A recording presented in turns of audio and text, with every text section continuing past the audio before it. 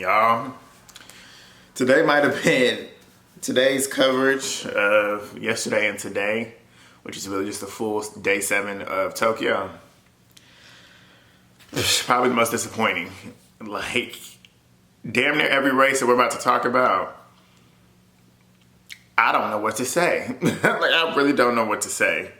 There was a lot of just what the fuck moments. Like, did this really just happen? What was the thought process for this? Why did you run that way? Why did you choose that strategy? It's just so much going through my mind right now and through so many other people's minds. If you look online, you see everybody that follows track. You see what they've tweeted. You see what they've posted. Everybody's in the same mindset at this point because this right here is making no sense. But we're going to jump right into it right now. Whew, man, I'm trying to get my thoughts together because this right here is, I don't know. But so what we're going to do is start with the beginning of day 7. Start off with the 4x100 meter relay for the women. This is the first heat of the first round. And this is basically just the qualifier onto the final. So in this heat, we've got Great Britain, we've got Team USA, which has Javian Oliver, Tiana Daniels, English Gardner, as well as Aaliyah Hobbs running this qualifying heat. We've got Jamaica, we've got France, the Netherlands, Italy, Japan, and Ecuador in this heat. So, in terms of the women, they did not do so bad whatsoever. Pretty comfortable run. Handoffs were pretty clean. Just coming home, Aaliyah Hobbs, she got the baton in second, and she was coming home pretty nicely. I was trying to gauge whether she was trying to come home too hard or not. I don't think she was because I've seen her run faster than what she did, and I don't think she was trying her hardest in that moment. Just wanted to make sure that we qualified through. Depending on if she is going to run that final, the rule, you are able to take out 2 and replace 2. So just depending on what she was trying to do in terms of just making sure that she was good going into the final, if she is selected to move on to the final for the final heat team. But in terms of that, the women did what they were supposed to do. They finished second with the season's best, 41.90 as their time. Like I said, they finished second behind Great Britain. Great Britain had Dina Asher-Smith, a part of that team. And they were pretty solid as well. I mean, the women, in terms of the women, I wouldn't say the women were doing too bad. But from there, we're going to go into the 4x100 relay for the men. And this is where we get a little disappointing. So in Heat 1, we've got Jamaica, we've got Great Britain, we've got Japan, France, Brazil, Trinidad and Tobago, Netherlands, and South Africa. And then this heat, I mean, pretty solid runs from all. The top 3 finishers were Jamaica, Great Britain, Japan. And they all finished with season's best, actually. Japan finished with a time 38.16. That is for third. Second, Great Britain with 38.02. And first, Jamaica with 37.82. So, we move on to heat number 2. And heat number 2 has Team USA in this heat. We've got China in this heat. We've got Canada in this heat, anchored by Andre DeGrasse. We've got Italy. We've got Germany. We've got Ghana. We've got Denmark. And we've got Turkey. So, when we come to the United States, just looking at this list alone, in terms of who is running, it seems like just a recipe just to move on to the final. Like, this seems like, because we've got Trayvon Bromell, we've got Fred Curley, we've got Ronnie Baker, and we've got Cravon Gillespie. On paper, this looks like solid, nothing to worry about. But when you saw how the legs were distributed, Trayvon was running the first leg. For what reason, I don't know. I understand he gets out hard. He has one of the best starts in the world out the blocks. But to me, you would want to have the fastest man. He's not the fastest man in the world now, but coming into the Olympics, he was the fastest man in the world. And why would you not have him running the anchor leg?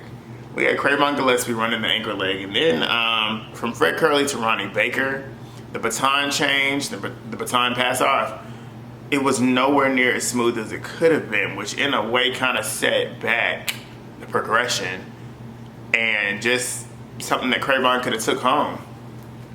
And with that, we finished 6th. We literally finished 6th. It was a season's best of 38-10, but we finished 6th, didn't even qualify to go on to the final. And just the post-show interview as well, Trayvon, I could totally feel his energy. He was pissed off because, I mean, he came to the final as a favorite to leave out of here with medals. And both individual events, well, both events that he was running in, he didn't even get to the final when he should have been in the final. And to me, he did his part of the race, and he was classy. A lot of people are on Twitter talking shit to him, saying like he was disrespectful to his teammates, yada yada yada. He didn't say anything disrespectful about his teammates. He literally said he's just pissed off because it's BS. Like, just considering the fact of the matter of what happened, he could have easily just flat out said, well, the handoff was wrong and the handoff was terrible, and then maybe I should have been running an anchor leg. He could have said all of that shit, but he didn't say any of it. And he gave props to the team as well. Like, I mean, that's all you really can do in the moment with the media, but it's just crazy considering how everything went down. And then just, like I said, if you look on Twitter, you can see a lot of things, a lot of thoughts that are coming through a lot of people's minds. And I'm gonna pull up Carl Lewis's his tweet that just hit right there. I'm like, yeah, like, and he pinned this shit. I just looked at it now. He just pinned it, and this is going viral. He's got 18,000 likes, 2,000 quote tweets, almost 4,200 retweets. He said the U.S. team did everything wrong in the men's relay. The passing system is wrong, athletes running the wrong legs, and it was clear that there was no leadership. It was a total embarrassment and completely unacceptable for a U.S. team to look worse than the AAU kids I saw. Yeah, I mean, it's like, he really called the shit out, and it was like, he hit on some points too, like, athletes running the wrong legs. Why? I don't understand. Why is Trayvon running the first leg? Like I said, I understand he gets out the blocks high, but I mean, why? You want somebody to come home that you truly can trust to come home and put up a threat to get to the end. Like, you think back to Rio, he was running the, even though we got disqualified, he was running the anchor leg. Like, on paper, out of all these guys, he's the strongest one. Why he wasn't running, I don't understand it. I don't understand it. But yeah, I mean, the passing system, wrong. Yeah, like, what? It's like you couldn't even tell. It's like you could tell they haven't really practiced the passing at all. It just looked like 4 individuals running, which I don't know. I don't know. I do not know. I'm still lost for words, and it happened last night. That's the crazy thing. But we're not going to get any better with the next event that we're going to talk about, which blew my mind. Completely blew my mind. Good thing I didn't put no money down on this, because so what we're not going to move on to is the 110 hurdles men final. And in this final, from the U.S., we've got Devon Allen and we've got Grant Halloway.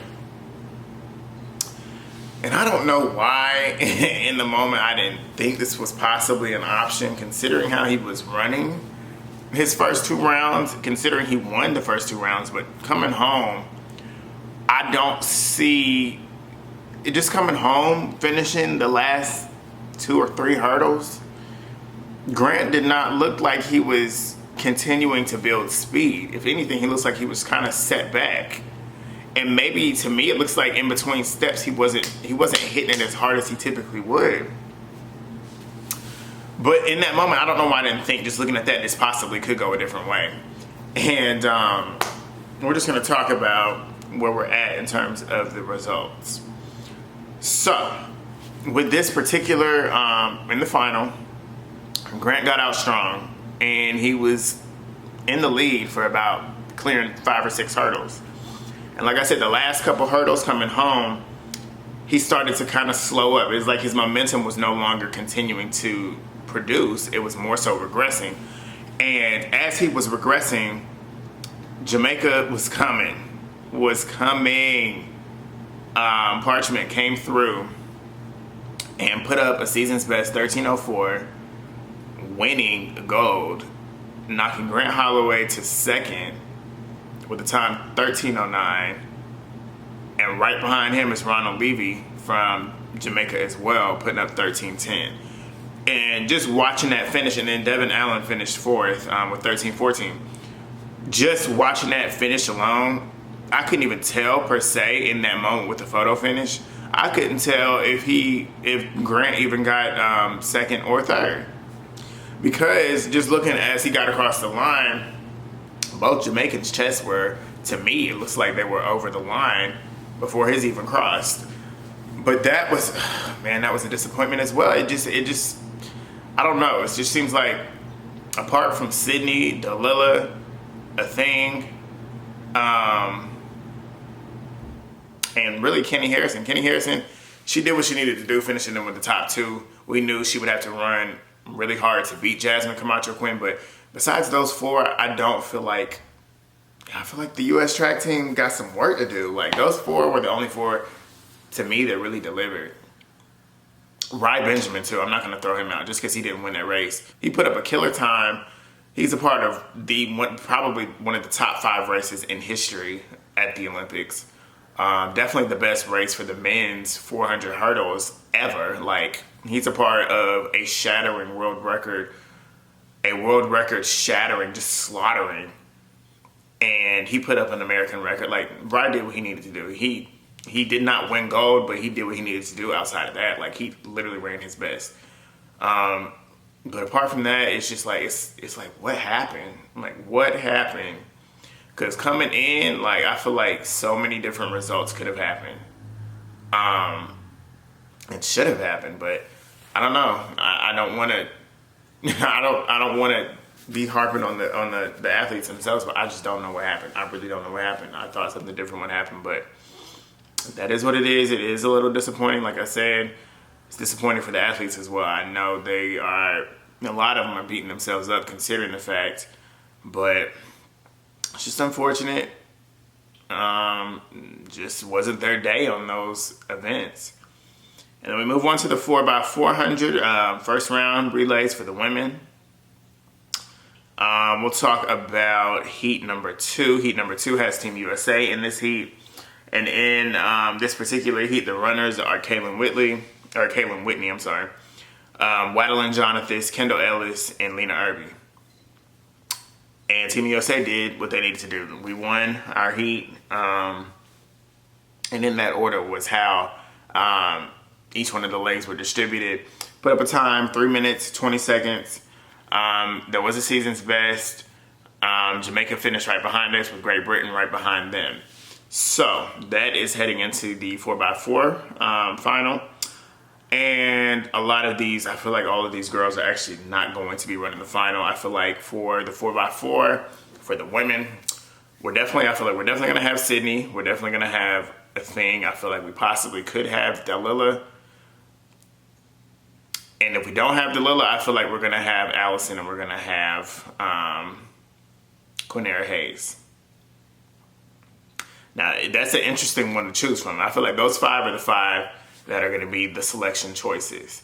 So I feel like, truthfully, considering how Delilah ran with Sydney and the time that she put up with hurdles, and considering, just think back to Worlds as well, I believe Sydney finished with a time 48.8 for her run around the track during the 4x4 at the Worlds. And Delilah, she finished with 49, I want to say 49.4, 49.5. And that's flat with no hurdles. They both have ran what some of these girls that came to the Olympics to run the 400 flat have not ran. So I feel like those two, especially considering the records that they just set, I feel like they're kind of shoe-ins to be on the team, considering they're like the star athletes of the moment right now. And then Athing Mo on paper is the fastest out of all of them. But you never know. And then Allison Felix, this is her last Olympics, and I feel like they're not going to not put her on the team, especially considering what she can do. Allison, like I said, you cannot write her off, no matter how much you want to, but you cannot write her off. She's a fighter. And Quinera Hayes, I feel like it's really going to depend on what the placements are for the 400 final for the women. And that we've got coming on later on tonight. And from there, we're now going to move on to the men's 400 final. And in this, we've got Michael Cherry and we've got Michael Norman, two boys that I've been rooting for, two boys that I wanted to get on the podium. And they came up just a little short. Michael Norman took the race out really, really strong, and I don't know what his strategy was in the moment. I was thinking possibly he might wanted to not come too reserved coming down the backstretch, but not exert too much energy so he'd have enough to come home with. But to me, it just looked like it was completely switched. I feel like he used a lot of energy coming down the back straight, coming into the final turn, and coming home. I mean, I felt like he kind of held up a little bit, but it just kind of tired out towards the end. And Michael Cherry was pushing through coming home. But yeah, both of them finished just off the podium. Michael Cherry put up a personal best of 44:21 with finishing fourth, and then Michael Norman put up 44:31, finishing fifth. And Stephen Gardner wins gold from the Bahamas. Zambrano finishes second, 44:08 for him. Season's best for Stephen Gardner, 43:85. And Karani James finished bronze with 44:19. Again, it's just, I wanted better for the both of them, but that is where we are right now. We've got the 400 final for the women coming up, as well as the 4x400 and the 4x1 final relay. So that's what we've got ahead of us. We got to finish this off strong. We got to finish it off strong, because with the men, I'm rooting for Canada because Andre DeGrasse, that's my boy. I root for him all the time. And he ran a pretty strong final leg anchoring for Canada. So, I don't know. But that's what we got coming. The Olympics are coming so close. And yeah, like I said, I want to see Sydney on that team. I don't really have a doubt that she won't be on the team for the 4x4. That day that she's running that 4x4 is her birthday. So she'll be 22. I'm just excited to see her run again. Thingmo, I'm excited to see her run again. But yeah, Allison Felix, I want you to win that gold medal.